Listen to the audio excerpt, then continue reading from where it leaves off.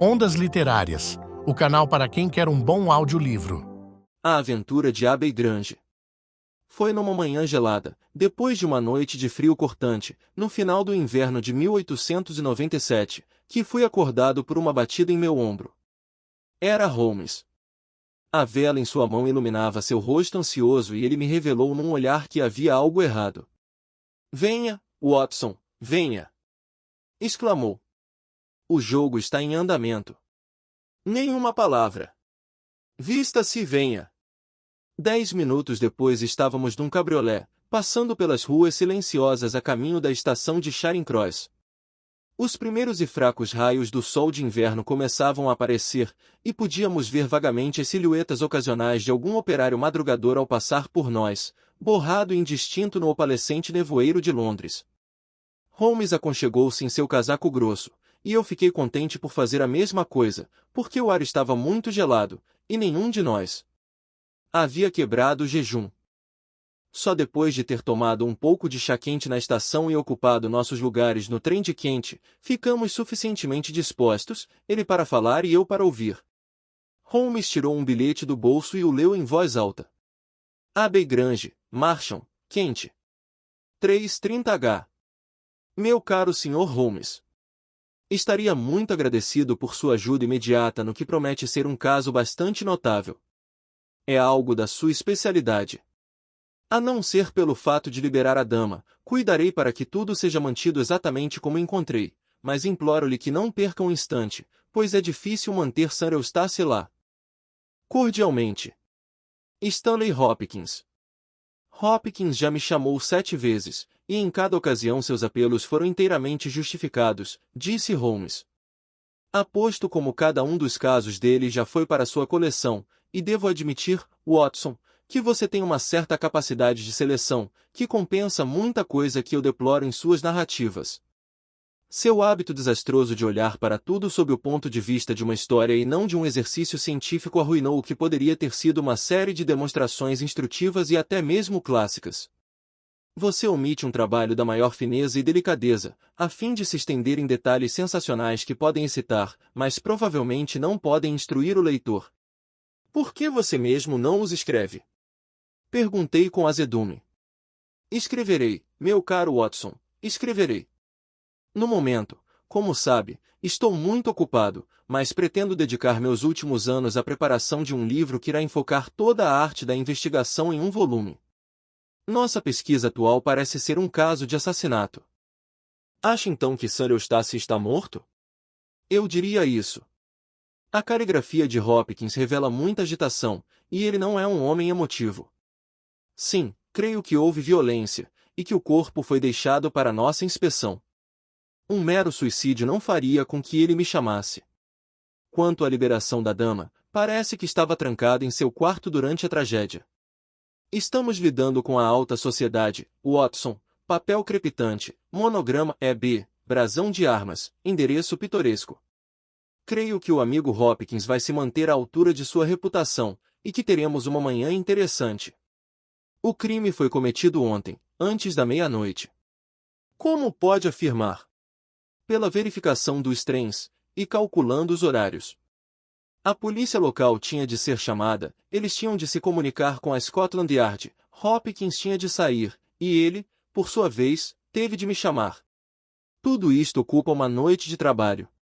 Bem, aqui estamos na estação Chiselhurst, e logo tiraremos nossas dúvidas.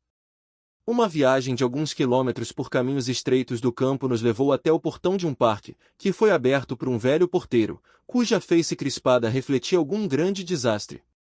A avenida atravessava um parque imponente, entre filas de velhos olmos, e terminava numa casa grande e baixa, com colunas na frente, em estilo paladiano. A ala central, evidentemente, era muito antiga e coberta de musgo, mas as grandes janelas mostravam que tinham sido feitas reformas recentes, e uma ala da casa parecia ser inteiramente nova.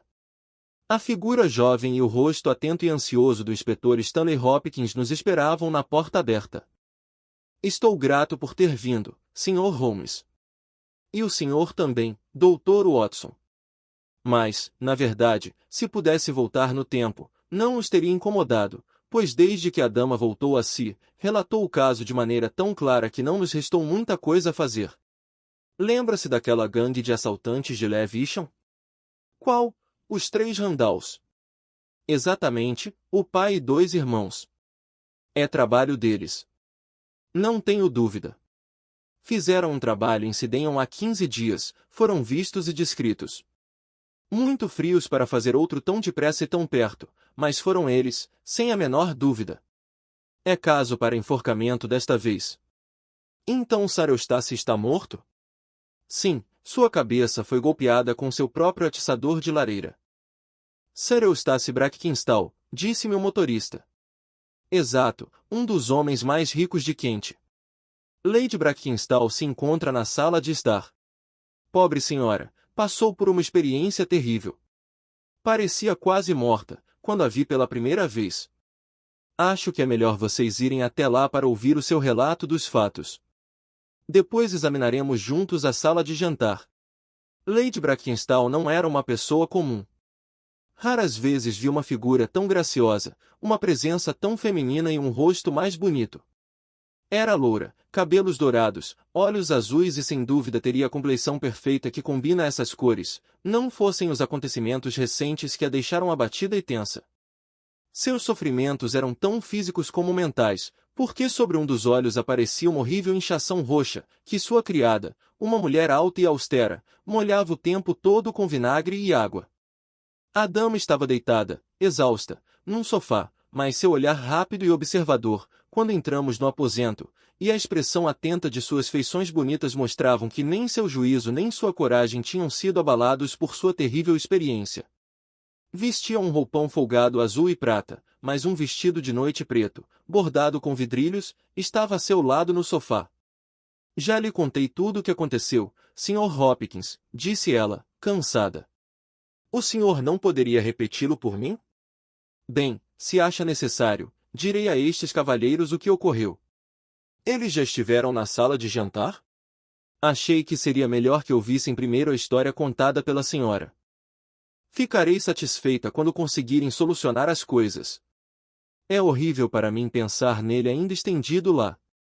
Ela estremeceu e enterrou o rosto nas mãos. Ao fazer isso, as mangas do roupão largo deslizaram, deixando à mostra seus antebraços. Holmes soltou uma exclamação. A senhora tem outros ferimentos, madame. O que é isso? 2 marcas bem vermelhas apareciam num dos braços brancos e roliços. Ela o cobriu rapidamente. Não é nada. Não tem nenhuma ligação com este negócio horrendo desta noite. Se o senhor e seu amigo se sentarem, eu lhes contarei tudo o que puder. Sou a esposa de Sr. Eustace Brackenstall. Estive casada durante 1 ano, mais ou menos. Acho que não adianta tentar esconder que nosso casamento não era feliz. Receio que todos os nossos vizinhos lhe digam isso, mesmo que eu tentasse negar. Talvez a culpa em parte fosse minha. Fui educada na atmosfera mais livre e menos convencional do sul da Austrália, e esta vida inglesa, com suas formalidades e sua rigidez, não é adequada para mim. Mas o motivo principal está no fato, conhecido de todos, de que Sr. Eustace era um bêbado inveterado. Estar com um homem assim durante 1 hora é desagradável. Pode imaginar o que significa, para uma mulher sensível e decidida, estar presa a ele noite e dia? É um sacrilégio, um crime, uma infâmia dizer que um casamento assim é obrigatório. Digo que estas suas leis monstruosas atrairão uma maldição sobre a terra, Deus não permitirá que essa perversidade continue. Por um momento ela se sentou, ruborizada, e seus olhos brilhavam abaixo da terrível marca na sobrancelha. Depois a mão forte e suave da criada austera acomodou sua cabeça na almofada, e o ódio selvagem transformou-se num soluço impetuoso. Por fim continuou. Eu lhes contarei sobre a noite passada. Talvez os senhores saibam que nesta casa todos os criados dormem na ala nova. Este bloco central inclui os aposentos principais, com a cozinha nos fundos e nosso quarto em cima. Minha criada, Teresa, dorme no quarto acima do meu. Não há mais ninguém, e nenhum som poderia alertar aqueles que estão na ala mais distante. Os ladrões deviam saber disso, ou não teriam agido do modo como o fizeram. Sir Eustace foi para o quarto por volta de 22:30h. Os criados já tinham se retirado para seus aposentos. Apenas minha empregada estava de pé, e permanecia em seu quarto no alto da casa até que eu precisasse de seus serviços. Fiquei sentada neste quarto até depois das 23 horas, entretida com um livro. Então dei uma volta para ver se tudo estava em ordem antes de subir. Era meu costume fazer isso pessoalmente, pois, como já expliquei, nem sempre era possível confiar em Sir Eustace. Entrei na cozinha, na copa, na sala de armas, sala de bilhar, sala de visitas e, finalmente, na sala de jantar. Ao me aproximar da janela, coberta com cortinas grossas, senti de repente o vento soprar no meu rosto, e percebi que estava aberta. Puxei a cortina para o lado e me vi cara a cara com um homem idoso de ombros largos, que acabará de entrar na sala. A janela é grande, do tipo porta-janela, que na verdade é uma porta que dá para o jardim. Estava segurando a vela do quarto acesa e, com sua luz, vi atrás do homem 2 outros, prestes a entrar. Dei um passo para trás, mas o sujeito me alcançou num instante. Segurou-me primeiro pelo pulso e depois pela garganta. Abri a boca para gritar, mas ele me deu um golpe violento com o punho no olho e me derrubou no chão. Devo ter ficado inconsciente por alguns minutos porque, quando voltei a mim, descobri que haviam cortado a corda da campainha, e me amarrado bem firme à cadeira de carvalho que fica na cabeceira da mesa de jantar. Estava tão firmemente atada que não podia me mover, e um lenço em minha boca me impedia de emitir qualquer som. Foi nesse instante que meu marido entrou na sala. Evidentemente ouvirá algum som suspeito e veio preparado para a cena que encontrou. Estava vestido com uma camisa de dormir e calças, com seu porrete favorito, de ameixeira brava, na mão. Arremeteu contra os assaltantes, mas um outro, era o velho, abaixou-se, pegou o atiçador da lareira e deu-lhe uma pancada horrível ao passar por ele. Caiu com um gemido e não se moveu mais. Desmaiei de novo, mas deve ter sido também por apenas alguns minutos, durante os quais estive insensível. Quando abri os olhos, descobri que haviam recolhido a prataria do aparador e bebido uma garrafa de vinho que ficava lá. Cada um deles tinha uma garrafa na mão. Já lhes disse, creio, que um era idoso, com uma barba, e os outros jovens, calvos. Devem ser o pai e seus 2 filhos. Conversaram entre eles, sussurrando. Depois se aproximaram e se certificaram de que eu estava bem presa. Finalmente, foram embora, fechando a janela atrás deles. Quase 15 minutos depois consegui arrancar o lenço da boca. Quando fiz isso, meus gritos atraíram a criada. Os outros criados foram logo avisados e enviados para chamar a polícia local, que na mesma hora informou Londres. Isto é realmente tudo o que posso lhes contar, cavalheiros, e espero que não seja necessário repetir essa história tão dolorosa mais uma vez. Alguma pergunta, Sr. Holmes? Disse Hopkins. Não vou impor mais nenhum sacrifício à paciência e ao tempo de Lady Brackenstall, disse Holmes.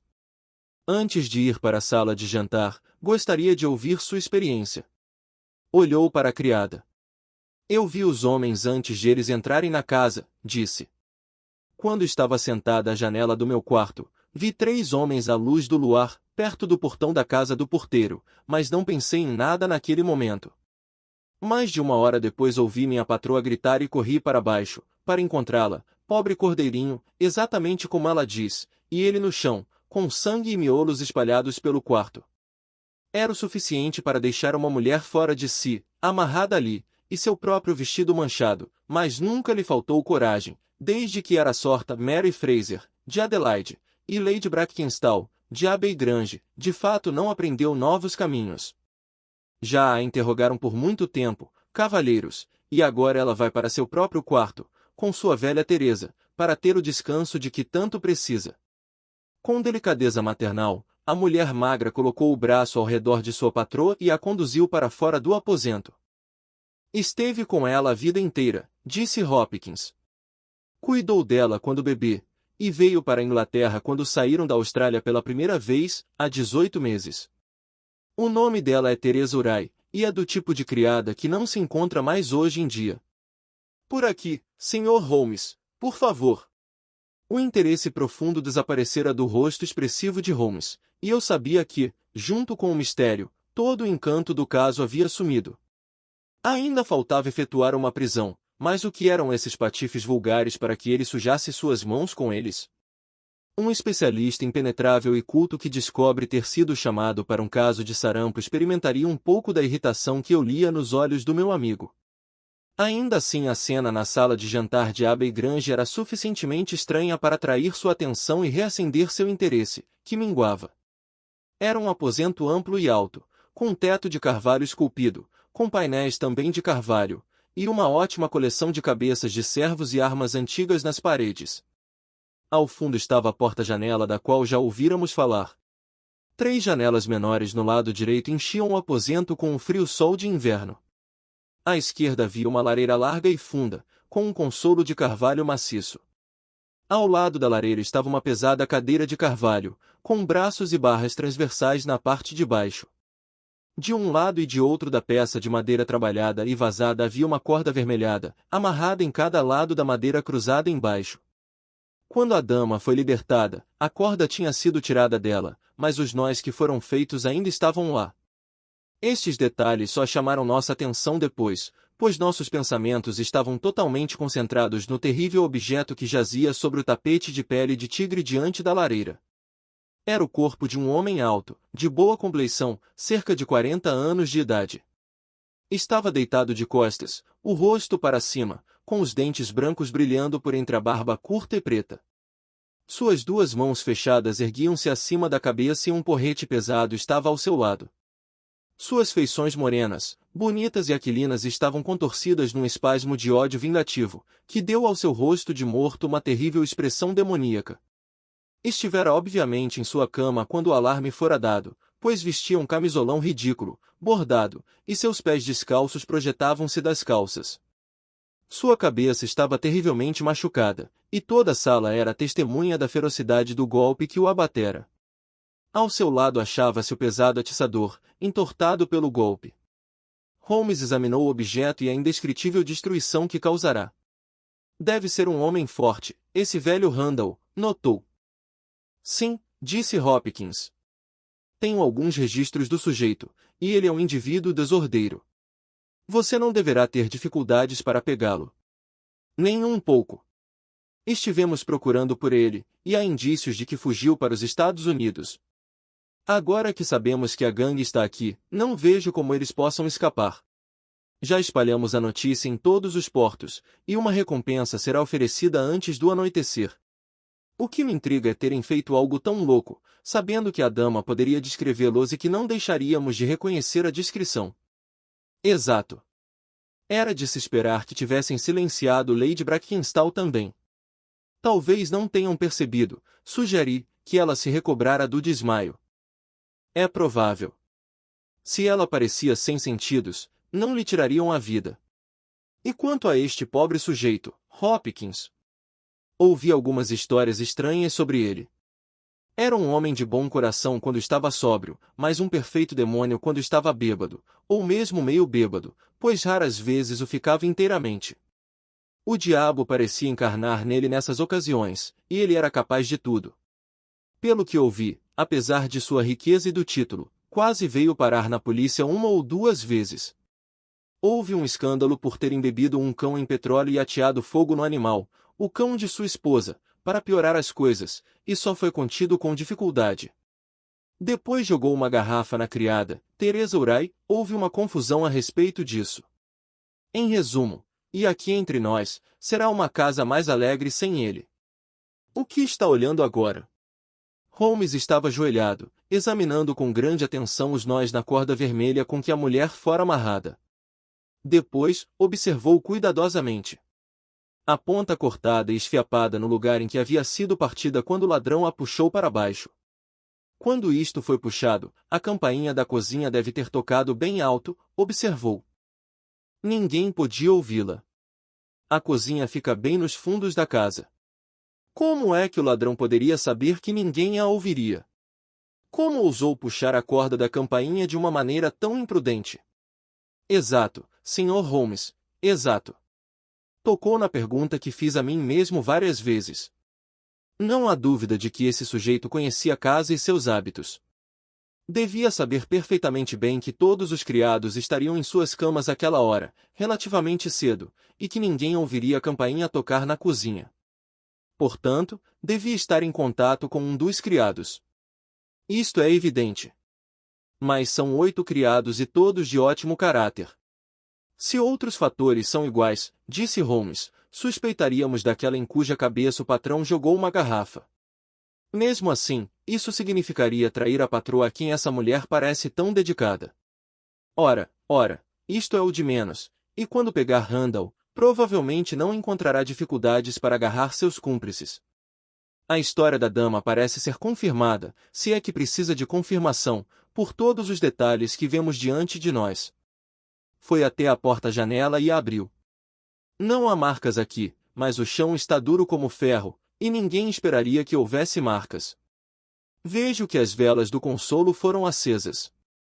Sim, foi com a luz delas, e com a da vela do quarto da dama, que os ladrões enxergaram o caminho dentro da casa.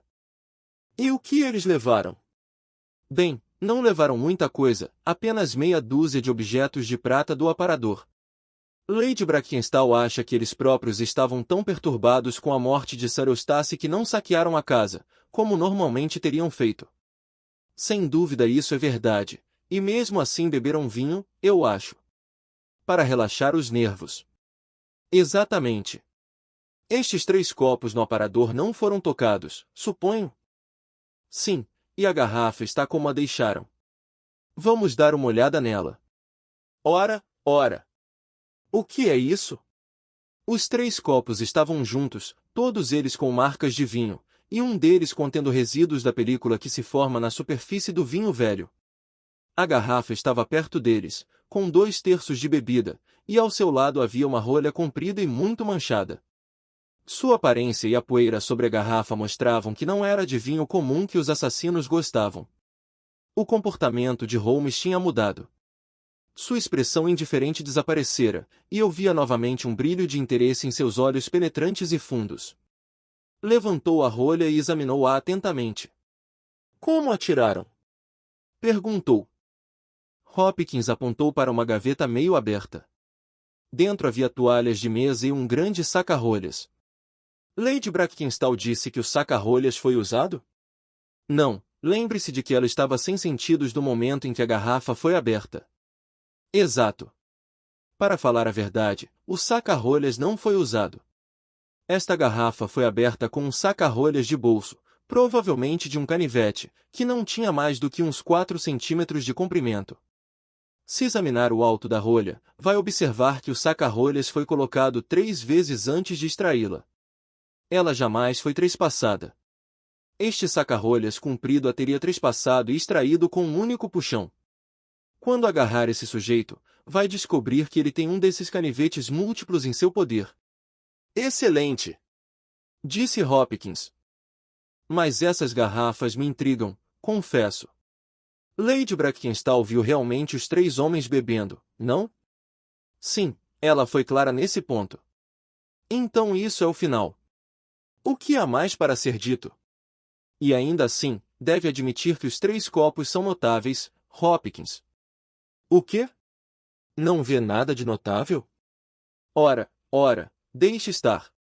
Talvez, quando um homem tem conhecimento e poderes especiais como os meus, isso o estimula a procurar uma explicação complexa quando uma mais simples está ao seu alcance. É claro que pode ser simples casualidade, quanto às garrafas. Bem, bom dia, Hopkins, não creio que possa ser útil a você, e parece que seu caso é muito claro. Avise-me quando Randall for preso, e sobre outras novidades que possam ocorrer. Acredito que logo teremos de congratulá-lo por uma conclusão bem-sucedida. Venha, Watson, acho que podemos nos dedicar a coisas mais proveitosas em casa. Durante nossa viagem de volta eu podia ver pelo rosto de Holmes que ele estava muito intrigado com algo que observara. De vez em quando, com esforço, conseguia afastar a impressão e conversar como se o caso estivesse claro, mas depois as dúvidas lhe voltavam, e suas sobrancelhas carregadas e olhos absortos mostravam que seus pensamentos iam de novo para a grande sala de jantar de Abbey Grange, na qual esta tragédia noturna ocorrerá. Por fim, num impulso repentino, quando nosso trem estava saindo de uma estação suburbana, ele pulou para a plataforma e me puxou para fora atrás dele. Desculpe-me, meu caro amigo, disse ele enquanto olhávamos os últimos vagões do nosso trem desaparecendo numa curva. Sinto fazer de você a vítima do que pode parecer um mero capricho, mas por minha vida, Watson, eu simplesmente não posso deixar o caso nessa situação. Todos os meus instintos protestam contra isso. Está errado, está tudo errado, juro que está errado. E ainda assim a história da dama estava completa, a confirmação da criada foi suficiente, o detalhe era preciso. O que tenho para contestar isso? 3 copos de vinho, isso é tudo. Mas se eu não tivesse dado as coisas como certas, se tivesse conferido tudo com o cuidado que deveria ter demonstrado, teríamos abordado o caso de novo, e se não tivesse nenhuma história estereotipada para torcer minhas ideias, será que eu não teria descoberto algo mais definido com o qual pudesse continuar? É claro que teria. Sente-se neste banco, Watson, até que chegue um trem para Chiselhurst, e permita-me mostrar-lhe o indício, implorando-lhe primeiro que tire da cabeça a ideia de que tudo que a criada ou sua patroa disseram tem necessariamente de ser verdade. A personalidade encantadora da dama não deve desvirtuar nosso julgamento. Com certeza existem detalhes na história dela que, se olharmos com sangue frio, despertarão nossa suspeita. Esses ladrões tiveram um ganho considerável em Sydenham 15 dias atrás. Algo sobre eles e suas fisionomias apareceu nos jornais, e naturalmente seriam lembrados por qualquer um que desejasse uma história em que ladrões imaginários tomassem parte. Para falar a verdade, assaltantes que fizeram um bom ganho em seu negócio, em geral, ficam contentes em apenas desfrutar seu lucro em paz sem embarcar num outro empreendimento perigoso. Além disso, não é comum ladrões agirem tão cedo, não é comum golpearem uma dama para evitar que ela grite, já que qualquer um imaginaria que este é o caminho certo para fazê-la gritar. É incomum cometerem assassinato quando seu número é suficiente para subjugar um homem. É incomum contentarem-se com uma pilhagem limitada quando havia muito mais ao seu alcance. E por fim, diria que foi muito estranho homens desse tipo deixarem uma garrafa meio vazia. Todos estes fatos pouco comuns não o impressionam, Watson? O efeito cumulativo deles com certeza é considerável, e mesmo assim cada um deles separadamente é bastante possível. A coisa mais extraordinária de todas, ao que me parece, é que a mulher estivesse amarrada à cadeira. Bem, não estou muito convencido disso, Watson, pois é evidente que deveriam tê-la matado ou então amarrado de modo que não pudesse dar um alarme imediato da fuga deles.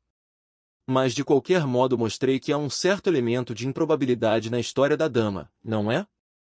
E agora, além de tudo isso, vem o incidente com os copos de vinho. O que tem os copos de vinho? Pode vê-los de memória? Vejo-os claramente. Disseram-nos que 3 homens beberam neles. Isto lhe parece provável? Por que não? Havia vinho em cada copo. Exato. Mas só havia borra em um deles. Deve ter notado o fato. O que isto lhe sugere? O último copo enchido tinha mais probabilidade de conter a borra. Nada disso. A garrafa estava cheia de borra e é inconcebível que os 2 primeiros copos estivessem puros e o terceiro com muita borra. Há 2 explicações possíveis, e apenas 2.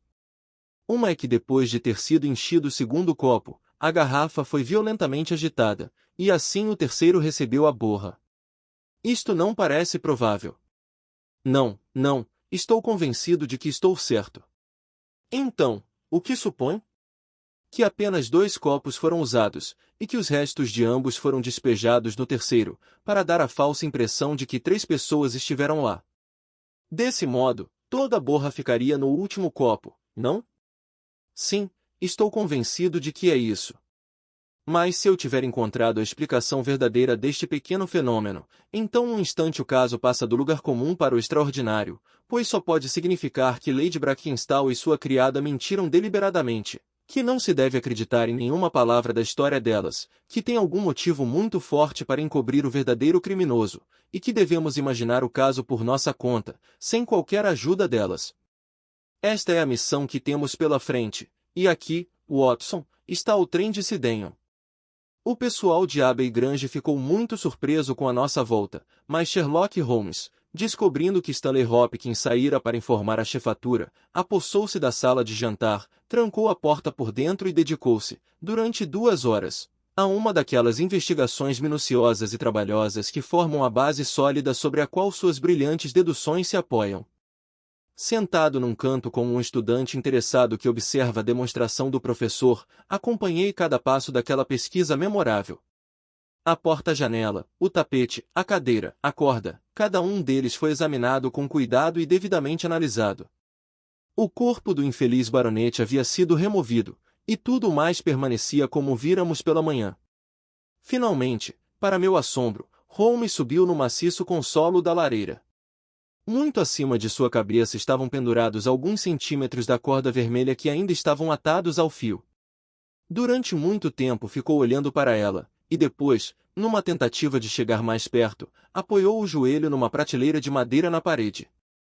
Isto fez com que sua mão ficasse a poucos centímetros do pedaço partido da corda, mas não precisava tanto, pois era a própria prateleira que parecia atrair sua atenção.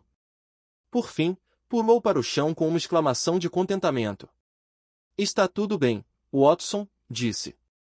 "Temos nosso caso, um dos mais memoráveis da nossa coleção.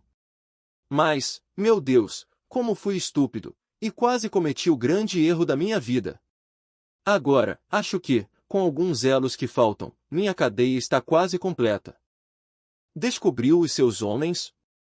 Homem, Watson, homem. Apenas um, mas uma pessoa terrível. Forte como um leão, veja pelo golpe que amassou aquele atiçador.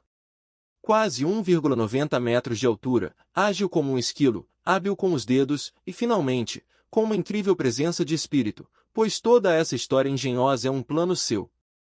Sim, Watson, deparamo-nos com um trabalho de um indivíduo notável. E mesmo assim, com aquela corda da campainha, ele nos forneceu uma pista que não nos deixa dúvida alguma. Onde estava a pista? Bem, se puxasse uma corda de campainha, Watson, onde esperaria que ela se rompesse? Com certeza no ponto em que está atada ao fio. Por que arrebentaria 8 centímetros antes do lugar, como aconteceu? Por que está puída ali? Exatamente. Esta ponta, que podemos examinar, está puída. Ele foi suficientemente esperto para fazer isso com seu canivete. Mas a outra ponta não está. Não poderia observar daqui, mas se estivesse sobre o consolo da lareira, veria que está cortada sem qualquer marca de desgaste. Pode-se reconstituir o que aconteceu. O homem precisava da corda. Não a puxaria por temer dar. O alarme tocando a campainha. O que faz? Pula para o consolo da lareira, não a alcança, põe o joelho na prateleira, verá a marca na poeira, e então pega o canivete para lançar-se sobre a corda. Não consegui alcançar o lugar por uma diferença de pelo menos 7 centímetros, e daí eu deduzo que ele é pelo menos 7 centímetros mais alto do que eu. Olhe para aquela marca no assento da cadeira de carvalho. O que é isso? Sangue. Sem dúvida é sangue. Só isto põe a história da dama fora de cogitação. Se ela estava sentada na cadeira quando o crime foi cometido, como apareceu esta marca? Não, ela foi colocada na cadeira depois da morte do marido. Aposto como o vestido negro mostra uma marca semelhante a esta.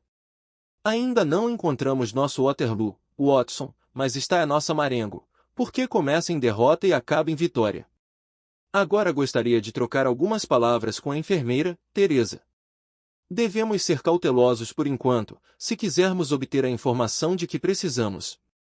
Era uma pessoa interessante, esta austera enfermeira australiana, taciturna, desconfiada, indelicada, demorou algum tempo para que as maneiras agradáveis de Holmes e a franca aceitação de tudo que ela dizia abrandassem, fazendo-a exibir uma amabilidade correspondente.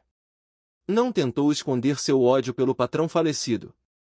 Sim, senhor, é verdade que jogou a garrafa em mim. Ouvi quando ele xingou minha patroa, e eu lhe disse que ele não ousaria falar assim se o irmão dela estivesse lá. Foi então que ele jogou a garrafa em mim. Teria tirado uma dúzia se tivesse, mas deixou minha moça bonita em paz. Sempre a tratou mal, e ela era orgulhosa demais para reclamar. Nunca me contará tudo o que ele fez a ela. Nunca me falou daquelas marcas no braço que o senhor viu esta manhã, mas sei muito bem que resultaram de um golpe com um alfinete de chapéu. O demônio fingido, Deus me perdoe por falar assim dele, agora que está morto. Mas era um demônio, se algum já andou pela terra. Era todo doçura quando o conhecemos, há apenas 18 meses, e nós duas sentimos como se fossem 18 anos. Ela acabará de chegar a Londres. Sim, era sua primeira viagem, nunca tinha se afastado de casa antes. Conquistou-a com seu título, seu dinheiro e suas falsas maneiras de Londres. Se ela cometeu um erro, já pagou por ele se alguma mulher o fez. Em que mês nós o conhecemos? Bem, digo-lhe que foi logo depois que chegamos. Desembarcamos em junho, foi em julho. Casaram-se em janeiro do ano passado.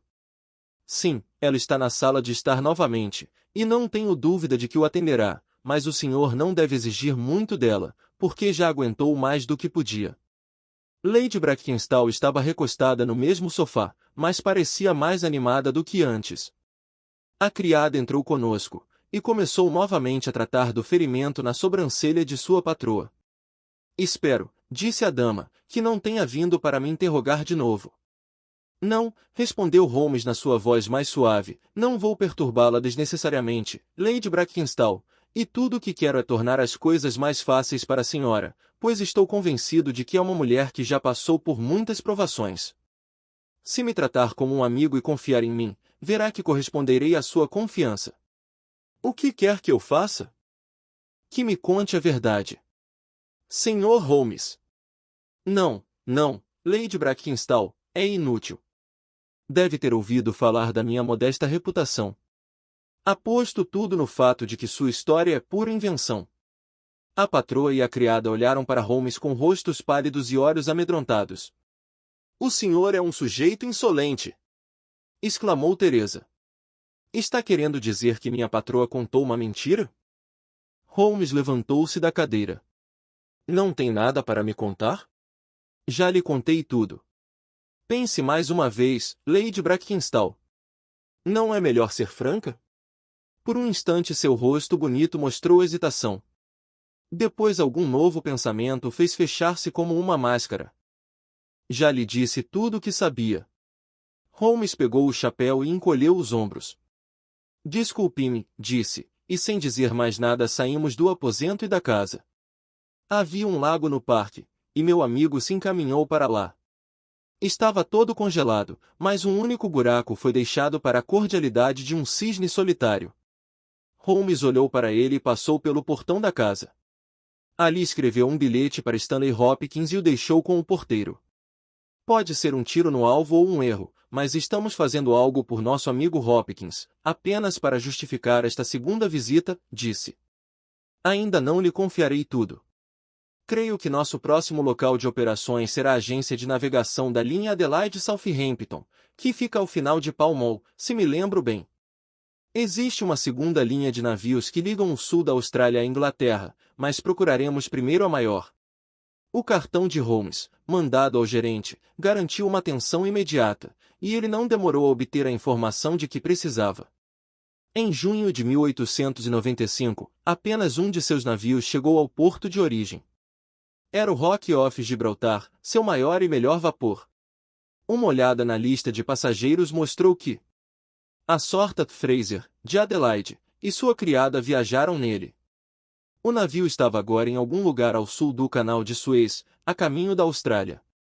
Seus oficiais eram os mesmos de 1895, com uma exceção. O primeiro oficial, Sr. Jack Croker, foi promovido a capitão e iria assumir o comando do seu novo navio, o Bass Rock, que ia partir de Southampton dentro de 2 dias. Morava em Sydenham, mas devia vir aquela manhã para receber instruções, se quiséssemos esperar por ele.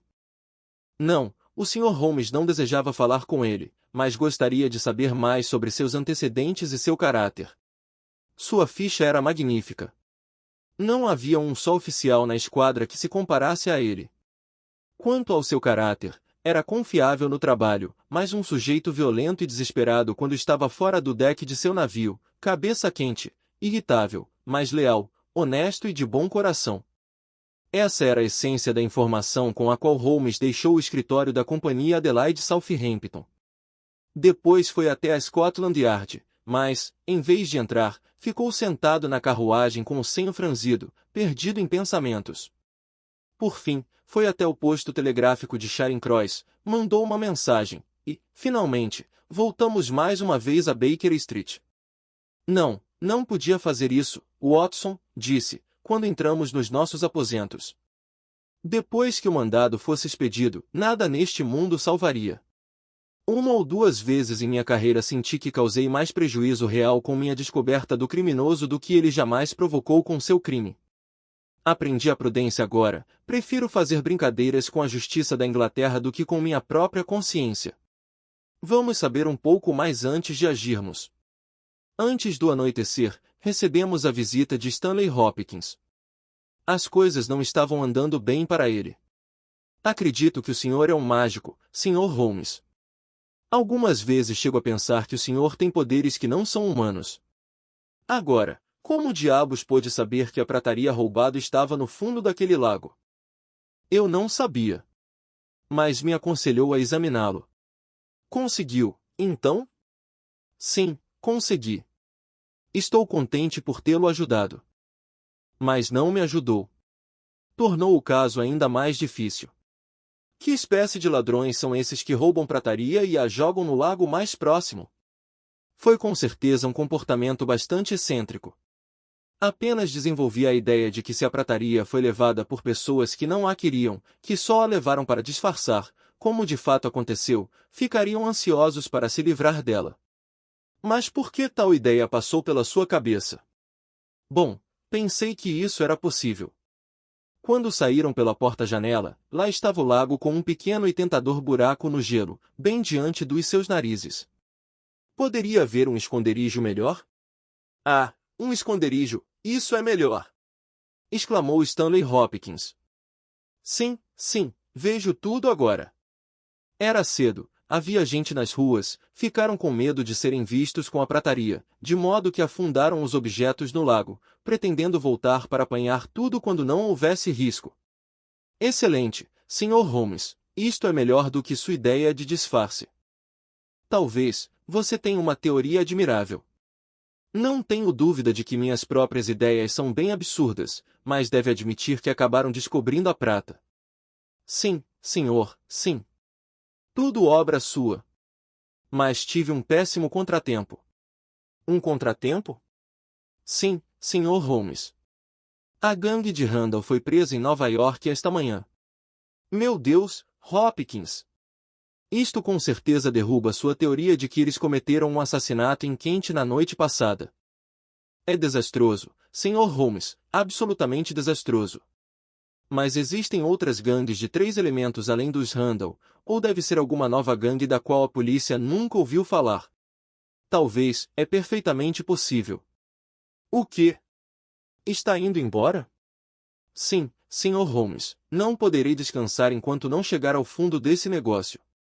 Não tem nenhuma pista para me dar? Já lhe dei uma. Qual? Ora, eu sugeri um disfarce. Mas por quê, Sr. Holmes? Por quê? Ah, essa é a questão, é claro. Mas recomendo que pense na ideia. Provavelmente vai descobrir que há alguma coisa nela. Não vai ficar para jantar? Bem, adeus, e informe-nos sobre o andamento do caso. O jantar havia terminado e a mesa já fora tirada quando Holmes voltou a tocar no assunto. Acendera seu cachimbo, e os pés metidos em chinelos estavam próximos ao agradável calor da lareira. De repente olhou para seu relógio. Espero novidades, Watson. Quando? Agora, dentro de poucos minutos. Aposto como pensou que agi mal com Stanley Hopkins agora há pouco. Confio em seu julgamento. Uma resposta muito sensata, Watson. Deve encarar isto deste modo. O que eu sei não é oficial, o que ele sabe é oficial. Tenho direito a um julgamento pessoal, mas ele não. Ele deve revelar tudo, ou será um traidor do seu serviço. Num caso duvidoso, eu não o deixaria em situação constrangedora, de modo que guardo minhas informações até que eu tenha uma ideia mais clara do assunto. Mas quando será isso? Já está na hora. Você agora vai presenciar a última cena de um drama pequeno e notável. Houve um ruído na escada, e nossa porta foi aberta para deixar entrar o exemplar masculino mais bonito que já passará por ela. Era um jovem muito alto, bigode dourado, olhos azuis, com uma pele que deve ter sido bronzeada pelo sol tropical, e um passo elástico que demonstrava ser o corpo enorme tão ágil quanto forte. Fechou a porta e ficou parado com as mãos fechadas e a respiração ofegante, mostrando uma certa emoção contida. Sente-se, Capitão Croquier. Recebeu meu telegrama? Nosso visitante afundou-se numa poltrona, mirando-nos com um olhar de curiosidade. Recebi seu telegrama e vim no horário que me pediu. Ouvi dizer que foi até o escritório. Não havia jeito de evitá-lo. Vou ouvir o pior. O que vai fazer comigo? Prender-me? Fale, homem. Não pode ficar sentado aí e brincar comigo como um gato com um rato. Dê-lhe um charuto, disse Holmes. Morda-o, Capitão Croquier, e não deixe seus nervos se descontrolarem. Eu não estaria sentado aqui fumando com o senhor se achasse que era um criminoso comum, pode estar certo disto. Seja franco comigo e podemos fazer algo de bom. Brinque comigo e eu o destruirei. O que quer que eu faça? Que me faça um relato verdadeiro de tudo o que aconteceu em Abbey Grange na noite passada, um relato verdadeiro, lembro-lhe, sem acrescentar nem omitir nada. Já sei tanta coisa que se você se afastar 1 centímetro do correto, soprarei este apito de polícia da minha janela e o caso escapará de minhas mãos para sempre. O marinheiro pensou um pouco. Depois bateu na perna com sua grande mão bronzeada.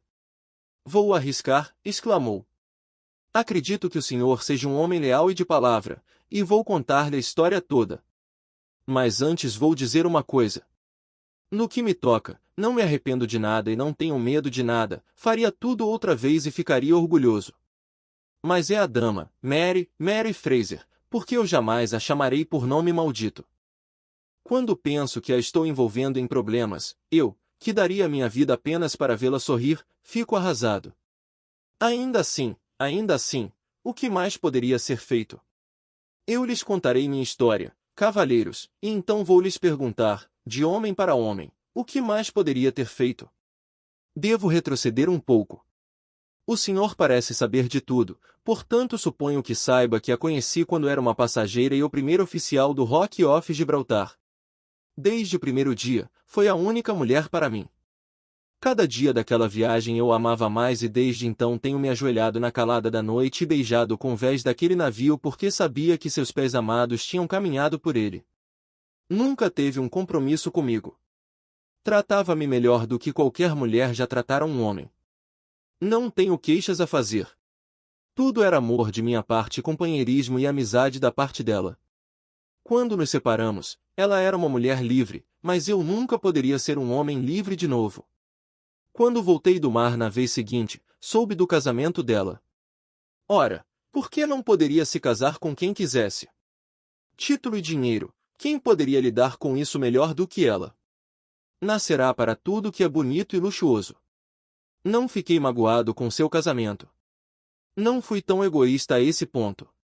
Apenas fiquei contente pela boa sorte que atravessou seu caminho, e que ela não tivesse ido atrás de um marujo sem dinheiro.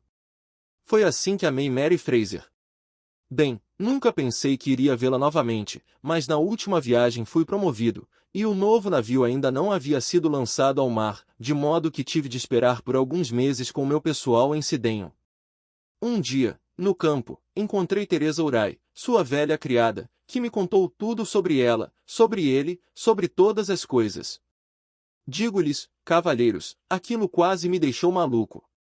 Esse cão bêbado ousou levantar a mão para ela, cujos sapatos ele não merecia lamber. Encontrei-me de novo com Teresa. Depois encontrei-me com a própria Mary, e mais uma vez. Então deixamos de nos encontrar. Mas outro dia eu soube que minha viagem iria começar dentro de uma semana, e decidi vê-la mais uma vez antes de partir. Teresa sempre foi minha amiga, porque amava Mary e odiava aquele vilão quase tanto quanto eu. Foi ela que me falou sobre os hábitos da casa. Mary costumava ficar sentada lendo em seu quarto, no andar térreo. Aproximei-me silenciosamente naquela noite e bati na janela. A princípio ela não quis abrir, mas eu sabia que agora ela me amava e não podia deixar que eu ficasse ali fora naquela noite gelada. Ela sussurrou-me para dar a volta até a grande janela da frente, e a encontrei aberta, de modo a me deixar entrar na sala de jantar. Novamente ouvi de seus próprios lábios coisas que fizeram meu sangue ferver, e de novo amaldiçoei esse bruto que maltratava a mulher que eu amava. Bem, cavalheiros, estava com ela perto da janela, na maior inocência, Deus é meu juiz, quando ele entrou como um louco na sala, chamou-a do nome mais ofensivo que se pode usar para uma mulher, e a espancou no rosto com a bengala que tinha na mão. Eu havia agarrado o atiçador e foi uma luta justa entre nós dois. Veja aqui, no meu braço, onde foi o primeiro golpe. Então foi a minha vez, e o ataquei como se fosse uma abóbora podre. Acha que me arrependo? Não. Era a vida dele ou a minha, mas muito mais que isso, era a vida dele ou a dela, pois como podia deixá-la em poder desse louco? Foi assim que o matei. Fiz mal? Bem, então o que cada um dos senhores teria feito, se estivesse em minha situação? Ela gritou quando ele a golpeou, e isso atraiu a velha Teresa, que estava no quarto de cima. Havia uma garrafa de vinho na prateleira, eu a abri e despejei um pouco entre os lábios de Mary, pois estava quase morta pelo choque. Depois eu mesmo tomei um gole. Teresa estava fria como gelo, e foi seu plano, tanto quanto meu. Devíamos fazer parecer que ladrões tinham feito aquilo. Teresa ficou repetindo a nossa história para a patroa enquanto eu subia e cortava a corda da campainha. Depois a amarrei na cadeira e desgastei a ponta da corda para parecer natural, pois poderiam se perguntar por que diabos o ladrão teria subido lá para cortá-la. Então peguei alguns pratos e jarros de prata, para dar a ideia de roubo, e as deixei ali, com ordens de darem o alarme 15 minutos depois da minha saída. Joguei os objetos de prata no lago e fui para Sidenham, sentindo que pelo menos uma vez na vida eu fizera realmente um bom trabalho noturno. Esta é a verdade, toda a verdade, Sr. Holmes, mesmo que custe o meu pescoço. Holmes ficou fumando durante algum tempo em silêncio. Depois atravessou a sala e apertou a mão do nosso visitante. Isto é o que eu penso, disse. Sei que cada palavra é verdadeira, por que você não disse praticamente nenhuma palavra que eu não soubesse? Só um acrobata ou um marinheiro poderiam alcançar a corda da campainha do lugar da prateleira, e só um marinheiro poderia ter dado os nós com que a corda foi amarrada na cadeira. A dama só teve contato com marinheiros uma vez, e foi na viagem dela, e era alguém de sua classe, já que tentava tanto protegê-lo, mostrando assim que o amava. Vê como foi fácil para mim pôr as mãos em você, depois que comecei a seguir a trilha certa. Pensei que a polícia nunca iria perceber nossa artimanha. E a polícia ainda não o fez, nem irá, na minha opinião. Agora, olhe aqui, Capitão Croquier, este é um assunto muito sério, embora eu esteja inclinado a admitir que agiu instigado pela maior provocação a que um homem pode ser submetido. Não tenho certeza de que na defesa de sua própria vida sua ação não será considerada legítima. Contudo, é um júri britânico que vai decidir. Enquanto isso tenho tanta simpatia por você que, se preferir desaparecer nas próximas 24 horas, prometo-lhe que ninguém o impedirá. E então tudo será divulgado? Com certeza será divulgado. O marinheiro ficou vermelho de raiva. Que espécie de proposta é esta para se fazer a um homem? Conheço o suficiente da lei para saber que Mary seria rolada como cúmplice. Acha que eu a deixaria sozinha para enfrentar a polícia, enquanto eu fugia? Não, senhor, deixe que façam o pior comigo, mas, pelo amor de Deus, Sr. Holmes, descubra alguma maneira de deixar minha pobre Mary longe dos tribunais. Holmes, pela segunda vez, apertou a mão do marinheiro. Eu estava apenas testando o senhor, e falou a verdade o tempo todo. Bem, é uma grande responsabilidade que assumo, mas já dei a Hopkins uma pista excelente, e se ele próprio não souber se aproveitar disto, não posso fazer mais nada. Olhe aqui, Capitão Croquier, faremos isso em conformidade com a lei. Você é o prisioneiro. Watson, você é um júri britânico, e jamais conheci um homem mais apropriado para representar um.